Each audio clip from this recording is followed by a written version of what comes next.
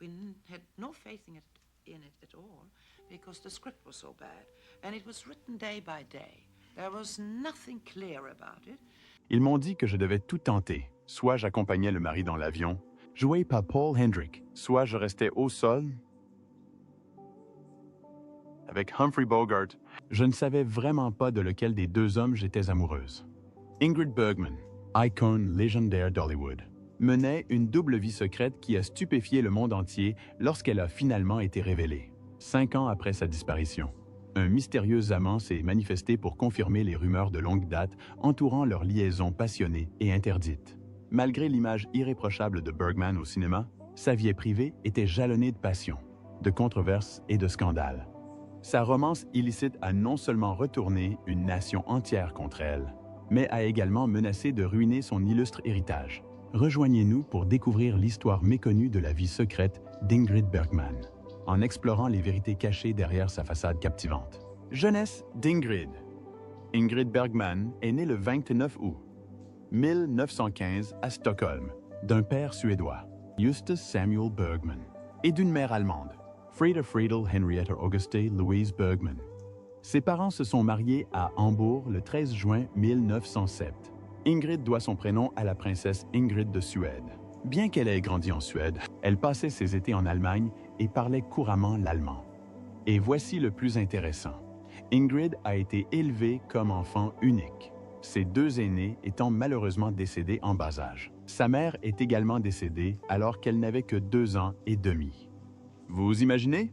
Enfant, elle a dû se créer des amis imaginaires. Justus Bergman, son père, nourrissait de grands rêves pour elle. Il voulait qu'elle devienne une star d'opéra.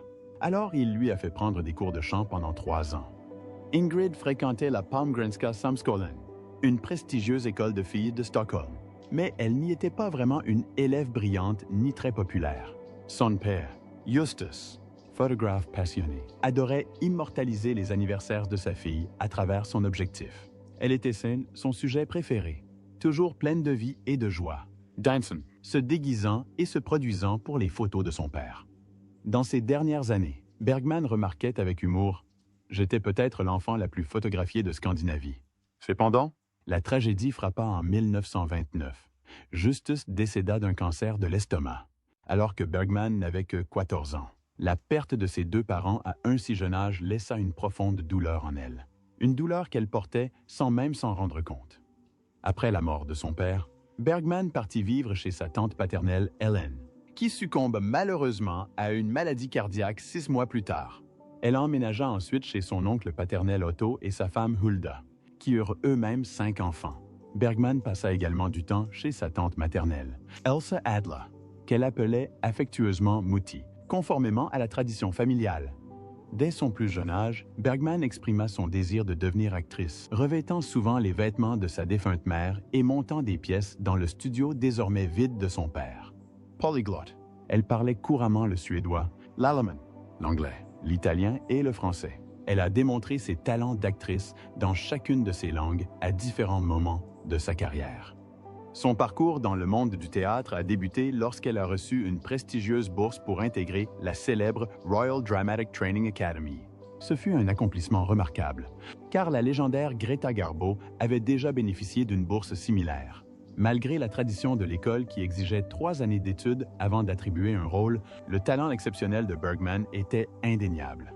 Elle défia les conventions et décrocha un rôle dans une pièce révolutionnaire intitulée E.T.T. Brat, A Crime, écrite par Siegfried Sieverts. Cette opportunité inattendue était considérée comme totalement contraire aux règles de l'Académie. Lors de ses premières vacances d'été, le destin s'en mêla. Un studio de cinéma suédois.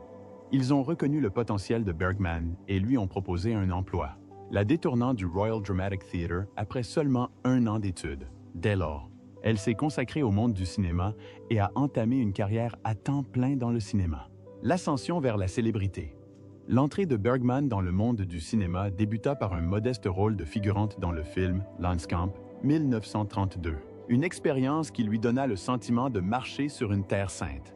Son premier rôle parlant eut lieu dans Munkbrogreven, 1935, où elle incarna Elsa, une femme de chambre dans un hôtel délabré qui attira l'attention de l'acteur principal, Edvin Adolphson. Les critiques la décrivirent comme une femme sûre d'elle et robuste, soulignant sa façon unique de réciter et son apparence légèrement plus imposante. Le costume peu flatteur qu'elle portait dans le film a peut-être contribué aux commentaires peu élogieux sur son apparence.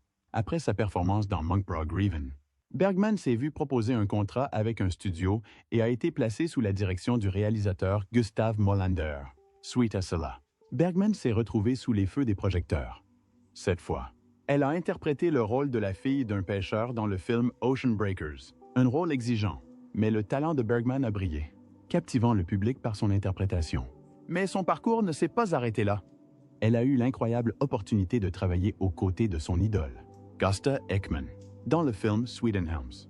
Un rêve devenu réalité pour Bergman, qui s'est donné à fond, marquant durablement sa partenaire et le public. Peu après, elle a interprété Lena, une secrétaire profondément amoureuse de son patron, Johan, qui se trouvait être un homme malheureux en mariage. Dans le film La nuit de Walpurgis, Lena et la femme de Johan se livrent une lutte acharnée pour conquérir l'affection de ce dernier. Finalement, Lena l'emporte, conquérant le cœur de Johan et laissant sa femme derrière elle. L'année 1936 offre de nouvelles perspectives à Bergman. Elle incarne une orpheline issue d'une famille respectable qui épouse un homme riche et âgé dans le film On the Sunny Side. Le rôle est exigeant, mais le talent et le dévouement de Bergman brillent, captivant une fois de plus le public. La même année, elle retrouve son idole, Gösta Ekman, dans le film Intermezzo. Ce fut un moment charnière dans la carrière de Bergman, car elle put ainsi révéler tout son talent. Le réalisateur Molander reconnut son potentiel et admit plus tard avoir créé Intermezzo spécialement pour elle. Il reconnut cependant humblement que c'est Bergman elle-même qui avait fait du film un succès. Au fil de sa carrière, Bergman joua dans Une seule nuit en 1938. Bien qu'elle n'appréciât pas particulièrement le rôle, le qualifiant de nul. Elle accepta de participer à une condition. Elle n'accepterait d'apparaître dans le film que si on lui offrait l'opportunité de jouer dans le prochain projet du studio, En Kvinnas Ansikte. Le talent et la popularité de Bergman continuèrent de croître et, en 1938, elle apparut dans Dollar, une comédie scandinave déjantée, son titre de star de cinéma la plus admirée de Suède, décerné l'année précédente, consolida son statut d'actrice vedette. Malgré son incapacité à parler anglais et son incertitude quant à l'accueil du public américain, Bergman accepte de participer, avec l'intention de terminer ce projet avant de rentrer en Suède.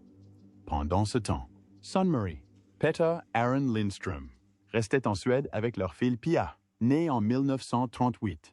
À son arrivée à Los Angeles le 6 mai 1939, Bergman résida temporairement chez les Selznick jusqu'à ce qu'elle trouve un autre logement. Selon Danny, le fils de Selznick, à leurs enfants, son père nourrissait des réserves à l'égard de Bergman en raison de son manque d'anglais, de sa grande taille, de son nom à consonance allemande et de ses sourcils épais. Cependant, Bergman a finalement été adopté par le public américain sans aucune modification de son apparence ou de son nom, malgré les suggestions initiales de Selznick. Comme le raconte un article du magazine Life, Selznick respectait l'appréhension de Bergman envers les maquilleurs hollywoodiens qui la transformaient potentiellement en une figure méconnaissable, et leur avait donc recommandé d'éviter tout maquillage excessif. De plus, Selznick savait que sa beauté naturelle triompherait du glamour artificiel d'Hollywood. Le réalisateur italien Roberto Rossellini sortit le film Stromboli le 18 février 1950. En 1949, Bergman, qui appréciait 2 films de Rossellini, lui envoya une lettre exprimant son admiration et lui proposant de collaborer sur un film. C'est ainsi qu'elle fut choisie pour le casting de Stromboli. Pendant le tournage du film, ils entamèrent une relation amoureuse et Bergman apprit bientôt qu'elle attendait leur premier enfant. Cette histoire causa un grave problème aux États-Unis. La colère de Bergman fut vive, et même les sénateurs en parlèrent. Un sénateur a déclaré qu'elle ruinait l'idée du mariage et la qualifiait de mauvaise influence. Ce fut un choc pour tout le monde, car il la croyait si pure lorsqu'elle incarnait Jeanne d'Arc. Mais ils ont ensuite découvert sa liaison avec Roberto Rossellini et se sont sentis trahis. C'était si grave que même son courrier était rempli de propos injurieux de la part de chrétiens. Ed Sullivan ne la voulait pas dans son émission, même si les gens voulaient la voir. Mais Steve Allen l'a invité dans son émission et a déclaré qu'on ne pouvait pas juger l'art de quelqu'un sur sa vie privée. Bergman avait toujours interprété des personnages saints comme une religieuse et Jeanne d'Arc, mais elle disait être une personne ordinaire. à cause de tout ce drame. Bergman est retourné en Italie, a divorcé de son premier mari et s'est disputé la garde de leur fille. Elle a ensuite épousé Rossellini. Vie privée. La vie d'Ingrid Bergman fut marquée par de nombreuses controverses liées à ses mariages. Le 10 juillet 1937, à l'âge de 21 ans, elle épousa Peter Aaron Lindstrom, dentiste qui deviendrait plus tard neurochirurgien. Le mariage eut lieu à Stode. Le couple accueillit une fille, Friedel Pia Lindstrom, le 20 septembre 1938.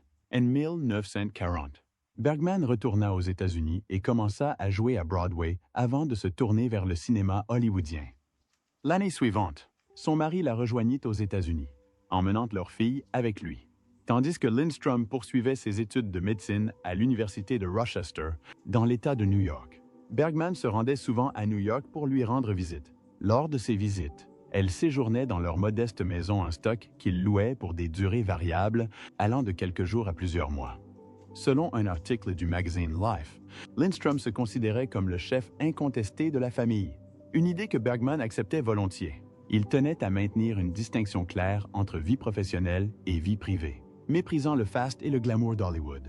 Après avoir terminé son internat dans un hôpital privé de San Francisco, en Californie, Lindstrom s'y installa et le couple continua à passer du temps ensemble dès que Bergman pouvait voyager entre ses projets cinématographiques. Cependant, Lindstrom avait une vision différente de Bergman par rapport au reste du monde. Il la trouvait trop préoccupée par sa réussite professionnelle et son image publique, et la percevait comme vaniteuse. Selon Donald Spoto, biographie de Bergman, Lindstrom s'est occupé de sa carrière et de ses finances, faisant preuve d'une approche frugale. Le 27 août 1945, 2 jours seulement avant son 30e anniversaire, Ingrid Lindstrom et son mari déposèrent une déclaration d'intention auprès du tribunal de district des États-Unis, District Sud de Californie, afin d'obtenir la nationalité américaine. Le mari de Lindstrom était parfaitement au courant de ses relations extra-conjugales, mais il choisit de ne pas demander le divorce, affirmant ouvertement qu'il les tolérait en raison de ses contributions financières. Suite au scandale médiatique entourant sa liaison avec le réalisateur italien Roberto Rossellini pendant le tournage de Stromboli en 1950, Bergman retourna en Europe. Elle implora Lindstrom de divorcer et de lui permettre de voir leur fille Pia, mais il refusa catégoriquement. Peu après la sortie de Stromboli, Bergman donna naissance à un fils, Renata Roberta Rinaldo Giusto Giuseppe Robin Rossellini, le 2 février 1950. Moins d'une semaine après la naissance de son fils, elle divorça de Lindstrom conformément à la loi mexicaine et épousa Rossellini par procuration le 24 mai 1950. Le 18 juin 1952, elle donna naissance à ses jumelles, Isotta Ingrid Rossellini et Isabella Rossellini. Isabella devint actrice et mannequin, tandis qu'Isotta poursuivit une carrière de professeur de littérature italienne. Ce n'est qu'en 1957 que Bergman retrouva enfin sa fille Pia à Rome.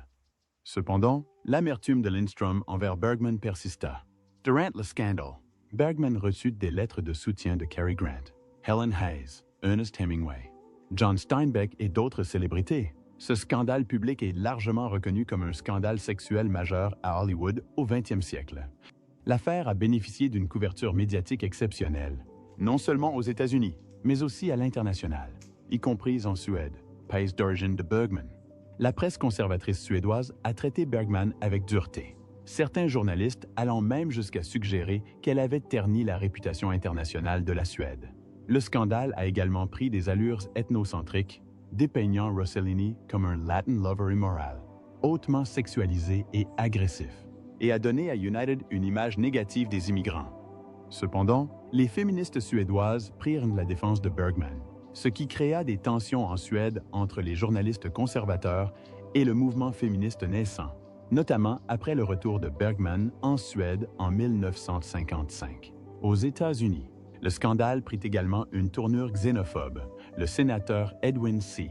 Johnson déclara qu'aucun étranger coupable de turpitude ne pouvait plus pénétrer sur le sol américain et accusa Bergman de s'être délibérément exilé d'un pays qui lui avait été si favorable. Ce Phil, Isabella Rossellini, affirma avoir été forcée de quitter les États-Unis en raison de la perception selon laquelle les étrangers et les célébrités s'y rendaient pour se livrer à des comportements immoraux. donnant ainsi un mauvais exemple à la jeune génération. La liaison scandaleuse entre Rossellini et Ingrid Bergman s'est produite dans un contexte de conservatisme social d'après-guerre, ce qui a contribué à l'indignation du public.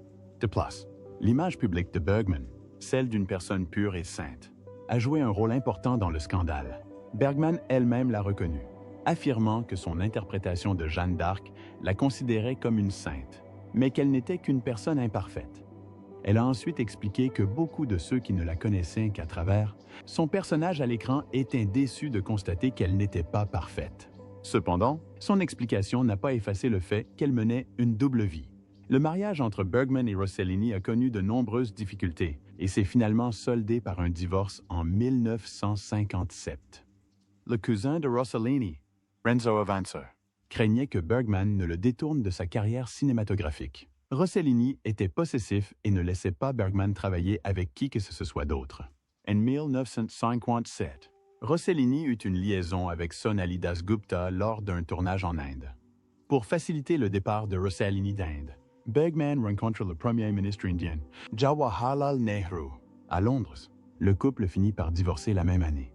Le 21 décembre 1958, Bergman épousa Lars Schmidt, un entrepreneur de théâtre issu d'une riche famille de armateurs suédois. Leur rencontre fut facilitée par son attaché de presse, Kai Brown. Le couple fréquentait Danholmen pendant les étés, l'île isolée de Lars, située au large des côtes suédoises. Ils résidaient, avec leur progéniture, à Choiseul, près de Paris. Les engagements de Bergman pour le tournage l'obligeaient souvent à s'absenter, tandis que Lars s'occupait de produire des pièces de théâtre et des émissions de télévision à travers l'Europe. Les exigences de leurs emplois du temps respectifs mettaient à rude épreuve leur lien conjugal. Lors de vacances avec Schmidt à la plage de Montegordo en 1963, après l'achèvement du téléfilm Hedda Gabler, Bergman reçut une contravention pour avoir porté un bikini jugé indécent par les normes conservatrices du Portugal. Après près de 20 ans de mariage, le couple se sépara en 1975. Néanmoins, Lars resta à ses côtés jusqu'à sa disparition. Le 29 août 1982, jour de son 67 et anniversaire, Electra Rossellini Wiedemann, l'une des petites filles de Bergman, est une figure marquante.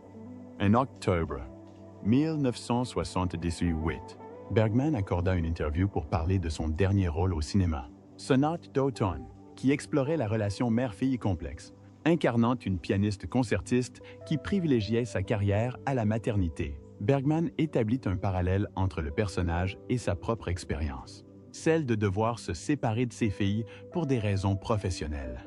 Elle y repensa au bouleversement émotionnel que représentait la séparation d'avec ses enfants pour poursuivre ses aspirations professionnelles. Avant son décès en 1982, Bergman a modifié son testament, répartissant principalement ses biens entre ses 4 enfants. Elle a également prévu des dispositions pour la nièce de Rossellini, Fiorella, sa femme de chambre à Rome et la fille de son agent, Kate Brown. Relations et aventures extra-conjugales. La carrière de Bergman a été marquée par ses relations et ses aventures extra-conjugales. Dans les années 1940, Bergman a entretenu des relations amoureuses avec ses réalisateurs et partenaires.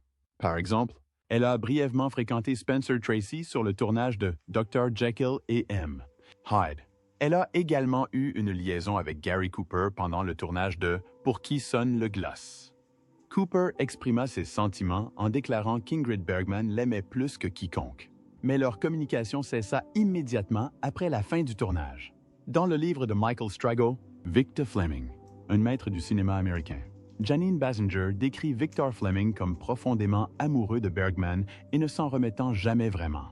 Même lors de la réalisation de son dernier film, Jeanne d'Arc, Fleming resta fasciné par Bergman. De plus, Bergman eut une brève liaison avec le musicien Larry Adler lors d'une tournée européenne pour divertir les troupes en 1945. Dans son autobiographie, Anthony Quinn évoque sa relation intime avec Bergman, ainsi que plusieurs autres liaisons.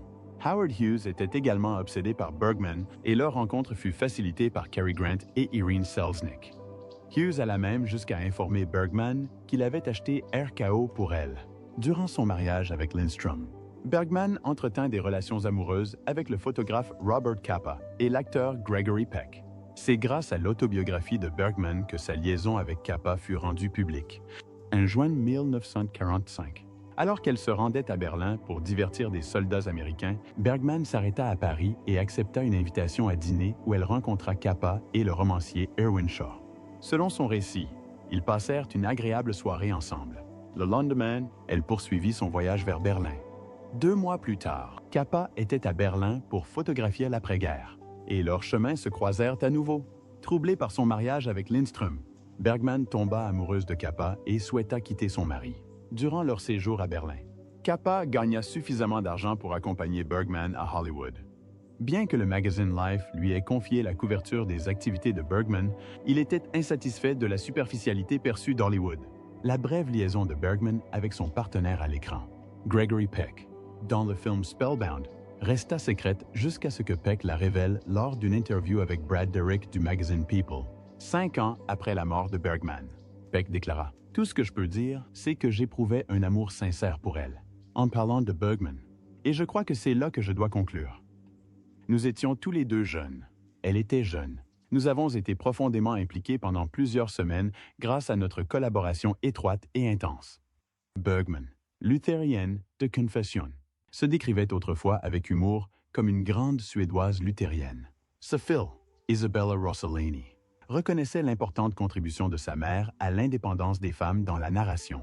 Rossellini soulignait que les femmes désirent partager leurs propres récits et prendre des initiatives, mais que les normes sociales limitent souvent leur capacité à s'affranchir de certaines conventions. Après la production d'Intermezzo, une histoire d'amour en 1939, le producteur David O. Selznick et sa femme Irene ont noué une amitié durable avec Bergman, qui a perduré tout au long de sa carrière. De plus, Bergman a tissé un lien durable avec son partenaire dans Les Enchaînés, Cary Grant. Leur première rencontre a eu lieu lors d'une soirée organisée par David O. Selznick en 1938. Dans son livre, Cary Grant, un déguisement brillant, Scott Eyman souligne l'affection sincère de Grant pour Ingrid Bergman. Il note que si Bergman était belle comme beaucoup d'actrices, ce qui la distinguait était son indifférence à son apparence, à ses vêtements et à tout le reste, sauf à son art. Le Tile de Bergman, 1,75 mai. Symptôme posait parfois des difficultés lorsqu'elle jouait aux côtés de partenaires masculins plus petits. Elle mesurait 5 cm de plus que Humphrey Bogart, ce qui a donné lieu à des solutions créatives, comme le fait que Bogart se tienne debout sur des blocs ou des coussins lors des scènes où ils se tenaient ensemble dans Casablanca. De même, la taille de Bertie, la taille de Bergman dépassait celle de Claude Rains, obligeant Alfred Hitchcock à concevoir des rampes dissimulées pour surélever Rains lors des scènes où il marchait main dans la main. Dans Les Enchaînés, Rains portait également des chaussures rehaussantes dans certaines scènes pour compenser la différence de taille. Personnalité et charme d'Ingrid Bergman. Malgré la vie scandaleuse d'Ingrid, personne ne peut nier qu'elle est une femme aux multiples talents. Dès son arrivée aux États-Unis, Bergman s'est rapidement imposée comme l'incarnation de la féminité américaine et une candidate de premier plan au titre de meilleure actrice principale d'Hollywood. Le célèbre producteur David O. Selznick l'a un jour saluée comme l'actrice la plus dévouée avec laquelle il ait jamais collaboré. On associait souvent Bergman à des personnages à la fois délicats et résilients, aux prises avec les complexités d'un amour mêlé d'anxiété et de trépidation. Pour préparer le film Gaslight, elle s'est immergée dans un hôpital psychiatrique afin d'étudier un patient en particulier. De même, pour son rôle dans Une femme nommée Golda, elle a minutieusement étudié des cassettes audio afin d'incarner les manières de Golda Meir. Dans Sonate d'automne, elle évolue à l'écran avec un sentiment d'enfermement comparable à celui d'un animal en cage, tout en conservant une attitude posée qui amplifie l'impact de ses dialogues sobres mais puissants. Connue pour son dévouement indéfectible à son art, Bergman est décrite comme rigide et obstinée dans son approche du jeu d'actrice. Même le réalisateur acclamé Ingmar Bergman a reconnu leurs fréquents désaccords sur le plateau, soulignant sa réticence à dépasser certaines limites. Jan Göransson, de l'Institut suédois du cinéma, a décrit Bergman comme une femme têtue, défiant souvent ses réalisateurs, tout en adhérant à leur concept de jeu innovant. L'un de ses talents les plus remarquables résidait dans sa capacité à passer d'une émotion à l'autre avec fluidité, une habileté qui, selon Funington, de l'Université de Miami, lui permettait d'insuffler à ses personnages suspense, ambiguïté et charme énigmatique par des gestes, des regards et des expressions subtiles. Roger Ebert a également exprimé un sentiment similaire en soulignant l'approche unique de Bergman pour examiner le visage d'un homme. Il a souligné qu'elle ne se contente pas de le regarder dans les yeux. Contrairement à beaucoup d'autres actrices préoccupées par leur texte, Bergman s'intéresse plutôt à ses yeux, à la recherche de significations plus profondes et d'indices subtils. Lorsqu'elle partage un plan rapproché avec un acteur, son regard reflète le moindre changement d'expression. D'après l'ouvrage Stardom and the Aesthetics of Neorealism, Ingrid Bergman in Rossellini's Italy, Alfred Hitchcock a joué un rôle essentiel dans la transformation de l'image de Bergman à l'écran. Incarnant une philosophie du moins, c'est plus, il l'a encouragé à adopter une attitude plus sobre et neutre, tandis que sa caméra s'attachait à capturer les nuances de ses expressions faciales. La collaboration d'Hitchcock avec Bergman impliquait souvent de tempérer son expressivité naturelle, sa gestuelle et ses mouvements physiques. Susan White, collaboratrice d'un ouvrage d'accompagnement d'Alfred Hitchcock, affirmait que, bien que Bergman fût une collaboratrice privilégiée d'Hitchcock, elle ne correspondait pas au modèle de la blonde hitchcockienne typique. Elle était plutôt décrite comme une blonde résistante et provocatrice, contrastant avec l'archétype plus docile et adaptable incarné par Grace Kelly. Pour Bergman, son visage s'est imposé comme un élément central de son personnage cinématographique. Tout au long de ses films, elle apparaît fréquemment dans des costumes sophistiqués, tels que des habits de religieuse, des blouses de médecins, des armures de soldats et des robes victoriennes, son visage servant de point focal. La technique du clair-obscur, couramment employée dans les films de Bergman, capture efficacement l'ambiance et le trouble émotionnel de ses personnages grâce aux expressions nuancées de son visage. Dan's Casablanca. L'utilisation stratégique des ombres et de la lumière a permis de créer un effet visuel qui affine son visage. Malady et Maud.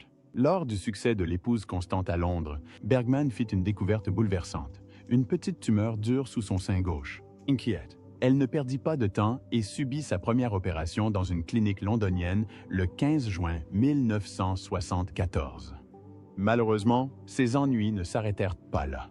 Alors qu'elle était absorbée par son travail sur la sonate d'automne, Bergman tomba sur une nouvelle tumeur, déterminée à s'en occuper. Elle retourna rapidement à Londres pour une nouvelle opération. Malgré ses problèmes de santé, elle a fait preuve d'une incroyable résilience et a même accepté d'incarner Golda Meir en 1981. Après avoir terminé le film, elle s'est retirée dans son appartement de Shiny Gardens, à Londres, où elle a courageusement subi une chimiothérapie. La présence de photographes devant sa résidence lui rappelait constamment son combat, la poussant à éviter la fenêtre. À ce stade, le cancer s'était propagé à sa colonne vertébrale, provoquant l'affaissement de sa 12e vertèbre. Son poumon droit avait cessé de fonctionner, et seule une petite partie de son poumon gauche était restée intacte.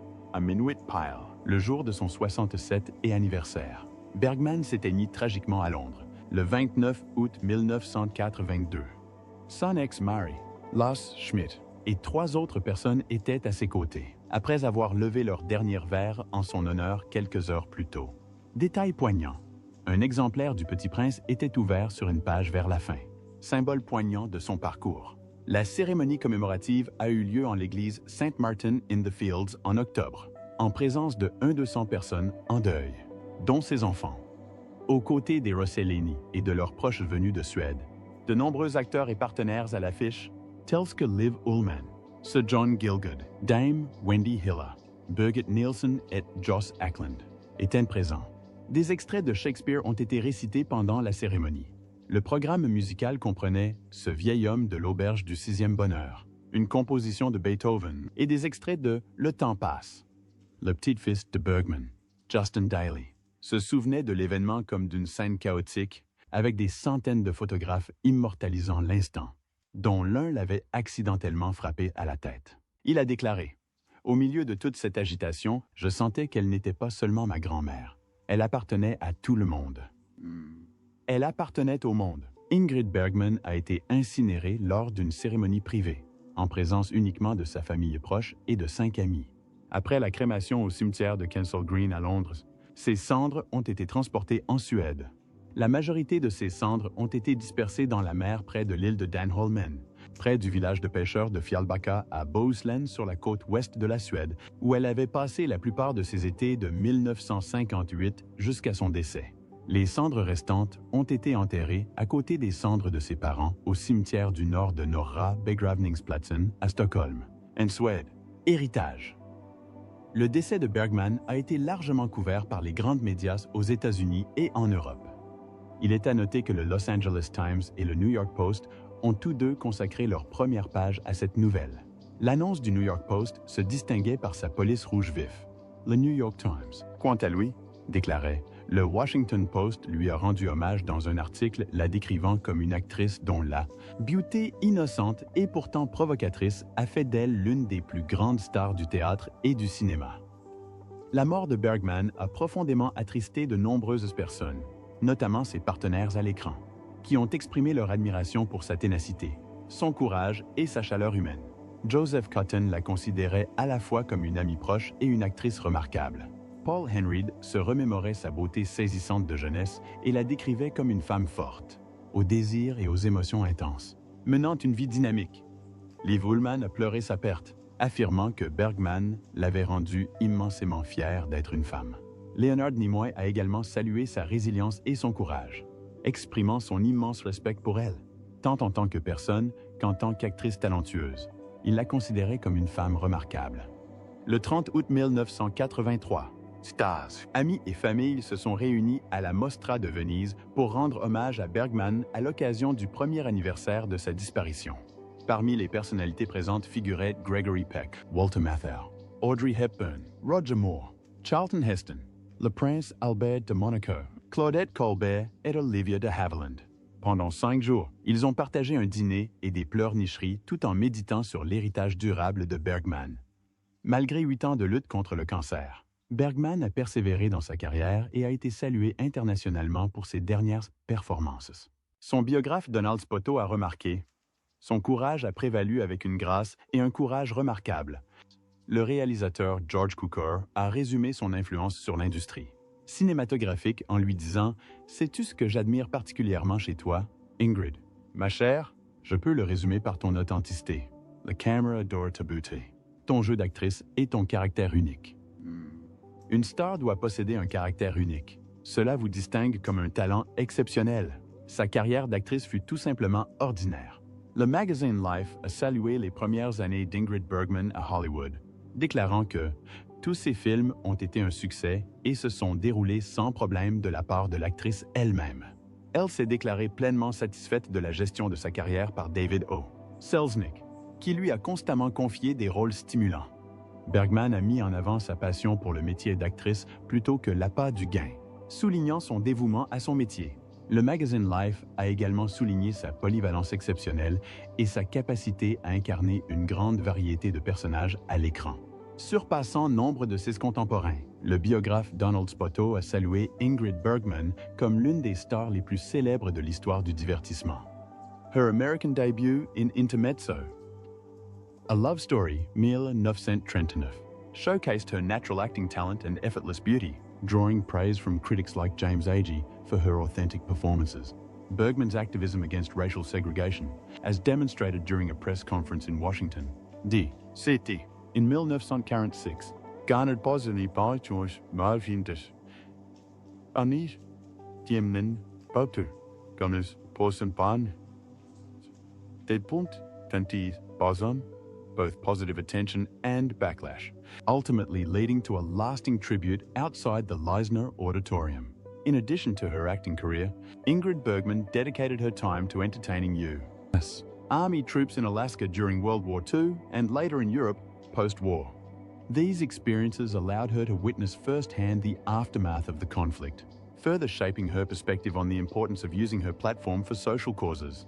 In 2015, various institutions organized exhibitions, film screenings, books, documentaries, and seminars to celebrate the Bergman Centennial. The Museum of Modern Art, MoMA, showcased her films, selected and introduced by her children. AFI Silver Theatre and Cultural Centre hosted a comprehensive retrospective of her Hollywood and Italian films. At the University of California, Berkeley, journalist and film critic Ulrika Knudsen referred to Bergman as a pioneering feminist during a lecture. The Toronto International Film Festival featured a series of her most famous films in an event called Notorious, celebrating the Ingrid Bergman centenary.